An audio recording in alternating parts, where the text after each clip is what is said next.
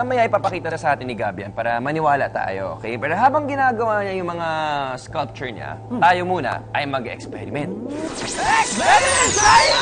Ay, believers! Medyo delikado ito kasi alam natin may kinalaman sa apoy, so kailangan mag-ingat at huwag gagayahin sa bahay na walang nakasupervise na mas nakatatanda. Okay, guys?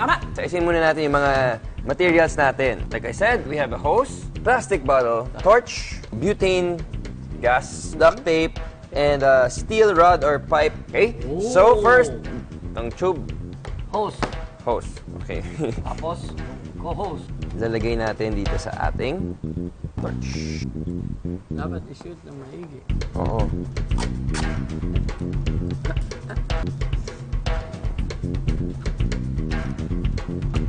Okay. Natin na maigi! So, nakatape na yung isang side ng hose dito sa ating torch. Ngayon, yung torch natin, itong torch blower, siya yung kakabit natin ngayon dito sa ating butane gas. Tama. Butane can. Yun. Yan! Yun. Ang butane torch sa ating experiment ay karaniwang nakikita nating gamit ng mga nagka-camping o mountaineers para magluto ng kanilang pagkain. Next step, kukunin natin itong bote. We'll put the other end of the hose dito sa ating bottle na may butas rito. Okay? And then, we will seal it using the duct tape. Ay! Yan na. Okay? And then, bilang handle, we need a steel rod. Tape.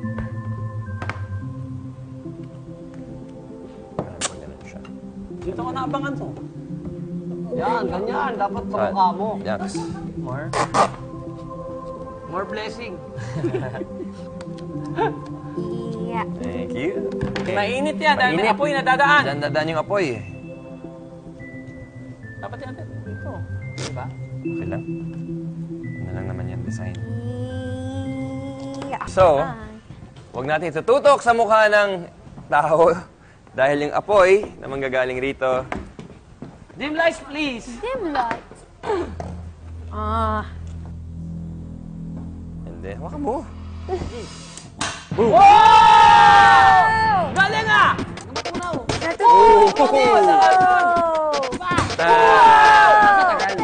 Boom! Ang butane ay isang organic compound na colorless at flammable. Pag binuksan ang torch, may kaunting butane na nagbubuga sa loob ng hose. Pag na-ignite o nasindihan ang butane, pasulong na itinutulak ng apoy ang butane na una nitong binuga hanggang sa umabot ang apoy sa plastic bottle, kung saan naipon ang butane na hindi pa nag-aapoy. Dahil mas malaki ang surface area sa loob ng plastic bottle, mas malaki ang apoy. At pag naubos na ang butane, namamatay ang apoy at may pop na tunog pa. Ang hose ay gawa sa polyvinyl chloride o PVC. Karaniwan itong ginagamit sa plumbing, electrical insulation at mga maliliwanag na signage. Meron itong heat stabilizers kaya hindi ito nasusunog sa mabilis na pagtawid ng apoy. I believe.